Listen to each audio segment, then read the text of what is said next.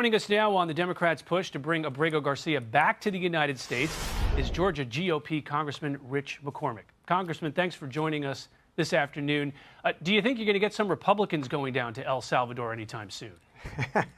Not unless they're just cheering. I think it's good to have people deported who came here illegally, who have been obviously involved in alleged abuse in MS-13, people who have come here to do harm to our nation, not good, and I'm happy to see them go. And Senator Van Hollen was making the point that it's not necessarily about who this person is, but it's about the process, is what he's saying. And now there are some conservatives who are saying they've got some issues with the process. This is from James Harvey Wilkinson of the U.S. Circuit Court of Appeals, the Fourth Circuit.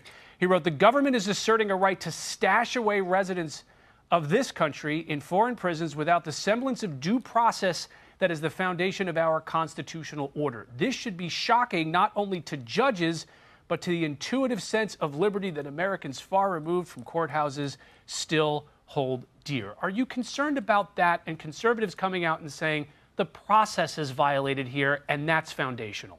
I like the way they choose their words very carefully. They talk about residents. You're talking about an illegal resident. He entered the United States illegally, broke the law right there, was obviously affiliated with gangs, allegedly, I know, but there's been two actual hearings where he had due process, where he's told he needs to leave. Now, maybe he shouldn't have been sent down to El Salvador, but he was going to leave anyways, and he's not coming back. If he came back, it would be for less than a day, as he had habeas, and then he'd be sent right back out again.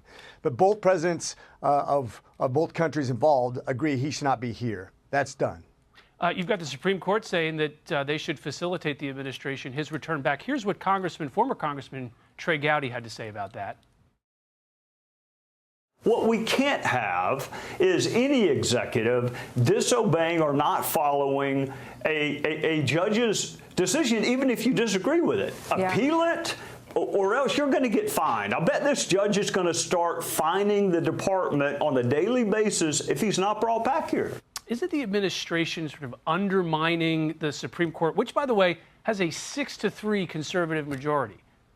Yeah, so if you look at the way we just had recent times where we had Nigeria holding one of American citizens, and we couldn't force them to give us back. The Supreme Court can't force anybody to come back to the United States. The United States can't force another country to release somebody to their own jurisdiction. Now, they can ask, and I think there's been ongoing negotiations of ours. This person is concerned, but I think at this time, both presidents assume that this person should not be in the United States. He came here illegally, was affiliated with gangs, and due process was given. Now, maybe it was a clerical error because they were worried about some other gang hurting him, but actually, what I've heard is that the gang doesn't even exist anymore. So the very reason he was claiming asylum doesn't even exist anymore. I'm sure this will play out in court, but I don't think anybody's being defied. The court can't tell you to do something as the executive branch. They can say, have you looked into this? But you can't force another country to give up a prisoner. That's just not the way it works. Now, the two presidents definitely have a great relationship, as you saw in the Oval Office today.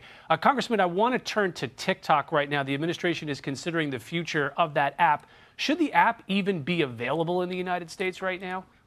I don't think it should. We passed a law. It was signed into law. That time has come and gone now. I hope the president acts on it quickly. I think just like when I was an associate professor at a college, you give people a deadline and they will wait till the very last minute. If you extend that deadline, people will just continue to extend the action on that item. I think TikTok needs to be off the air right now. I think it's a bad influence on our children. It's controlled by the Chinese National Party. I don't think that's a good thing for any of us, and I think we passed a law accordingly. So I'm looking forward to President Trump actually acting on this, whether it be part of the negotiation for tariffs or any other way. It needs to be executed. Now, if TikTok does remain available, what needs to happen to it? What safeguards are you looking for to make sure that it can be safely used in this country?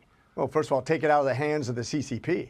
We don't want a foreign national government that is a competitor and somebody who wants to influence us in negative ways to be in control of its content, of who's elevated in their status as an influencer, only based on whether they agree on Chinese nationalist policies versus actually capitalist policies that made this nation great. It needs to be sold, just like we stated in the law that's already been signed. All right. Congressman Rich McCormick of Georgia, thanks so much for joining us this afternoon. Very much appreciated.